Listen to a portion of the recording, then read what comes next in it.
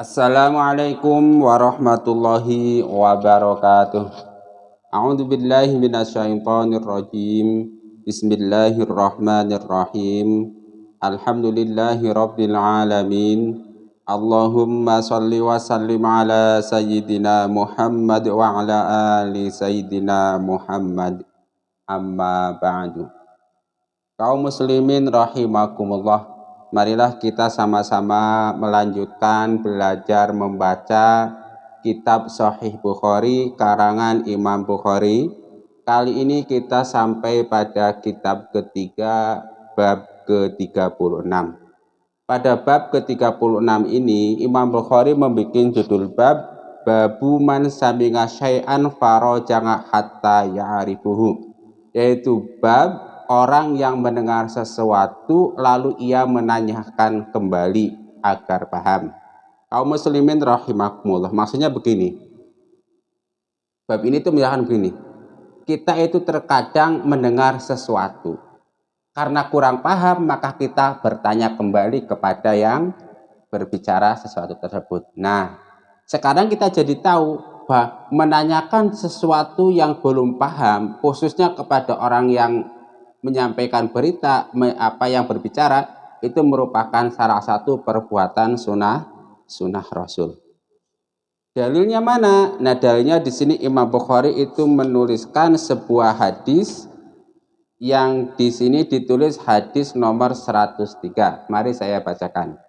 Hadatsana Sa'id bin Abi Maryam qala akhbarana Nafi bin Umar qala hadatsani Ibnu Abi Mulaikah anna Aisyah zaujan Nabi sallallahu alaihi wasallam kanat la tasma'u syai'an la ta'rifuhu illa raja'at fihi hatta ta'rifuhu wa anna Nabiyya sallallahu alaihi wasallam qala. Nah, di sini diceritakan bahwa Siti Aisyah istri Rasulullah sallallahu alaihi wasallam itu tidak mendengar sesuatu yang beliau tidak pahami terkecuali beliau tanyakan sehingga beliau menjadi paham. Jadi kalau Siti Aisyah mendengarkan sesuatu khususnya dari Rasulullah SAW, kok Siti Aisyah belum paham, maka dia langsung bertanya kepada Rasulullah SAW. Nah, seperti suatu ketika Rasulullah SAW itu bersabda, "Man husiba udziba." Di sini Rasulullah bersabda, barang siapa yang dihisab pasti akan disiksa. Qalat Aisyah, kemudian Siti Aisyah bertanya, faqultu awalaysa yaqulullahu ta'ala fa sawfa yuhasabu hisaban yasira. Faqala innama dzalikal ardu walakin man nuqisal hisaba yahlik. Nah, suatu saat Rasulullah Shallallahu Alaihi Wasallam itu bersabda, man husiba udziba, barang siapa yang dihisab maka dia akan disiksa. Siti Aisyah ketika itu belum paham sabda Rasulullah. Beliau bertanya kepada Rasul, bukankah ada firman Allah Subhanahu Wa Taala fasawfa yuhasabu hisaba yasira? Bukankah dia akan dihisab dengan hisab yang mudah? Dengan kata lain, bahwa Rasulullah itu bersabda, barang siapa yang dihisab maka akan disiksa. Sementara Siti Aisyah paham satu ayat, kalau kelak seseorang dihisab maka dia itu akan dihisab dengan mudah, dengan kata lain nggak disiksa. Nah, ini kan seperti paradoks, kira-kira begitu.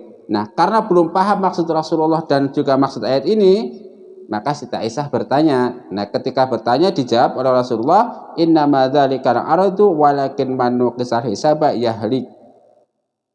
Nah, hisab yang hisab yasira itu adalah ditampakkan saja. Sementara hisab yang membuat seseorang diazab itu adalah apabila diperiksa dengan seksama.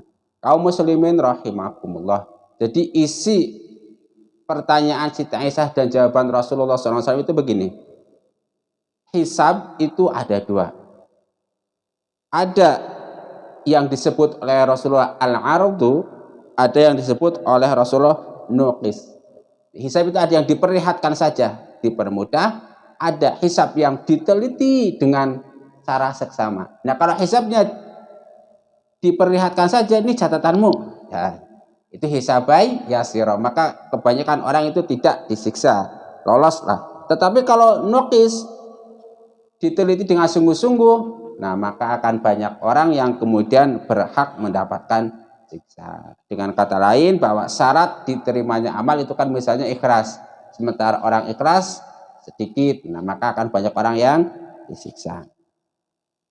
Nah, jadi jelas ya bahwa ketika kita mendengarkan sesuatu, kemudian kita belum paham sesuatu tersebut, maka boleh mempertanyakan untuk memperjelas sesuatu tersebut sehingga kita menjadi paham. Dan tentu hal tersebut merupakan salah satu dari sunnah Rasul seperti yang dicontohkan oleh Siti Aisyah misalnya. Seperti yang dicontohkan oleh Siti Aisyah yang pertama. Nah, contoh yang lain misalnya itu ada yang mengatakan bahwa ada firman Allah wa im minkum illa waridhuha, dan tidak ada seorang pun di antara kamu yang tidak melewatinya, yaitu neraka.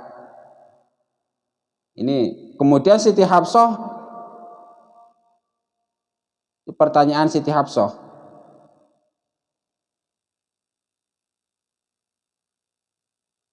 lalu Rasulullah Shallallahu Alaihi Wasallam menjawab, tsumma nunajjilladzina taqau, kemudian kami akan menyelamatkan orang-orang yang bertakwa. Jadi dengan kata lain, semua orang itu pasti melewati neraka, pasti mencicipi neraka, terkecuali orang-orang yang bertakwa itu akan diselamatkan. Jadi ada pengecualian. Seperti tadi, semua orang yang dihisab itu pasti akan diazab, kecuali orang-orang yang hisabnya yasiro atau yang hisabnya ardu, itu dua.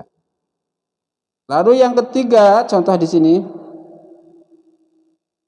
ketika Rasulullah Shallallahu Alaihi Wasallam membaca firman Allah turun, alladzina amanu walam yalbisu imanahum bidzulmin, orang-orang yang beriman dan tidak mencampur adukan iman mereka dengan syirik. Nah, para sahabat itu bertanya, apa ada di antara kita yang tidak pernah zalim terhadap diri kita sendiri? Nah, maka Rasulullah SAW kemudian menjelaskan bahwa zulmin di sini itu zulmin atau zulmun atau zalim yang bermakna syirik. Nah, jadi ada zalim yang bermakna tidak adil baik kepada diri sendiri maupun kepada orang lain, ada zalim yang bermakna syirik. Nah, maka orang-orang yang mencampur adukan iman mereka dengan kesyirikan, maka mereka akan masuk neraka. Tetapi zalim yang sifatnya maksiat kecil, dosa kecil, tentu berbeda ceritanya. Itulah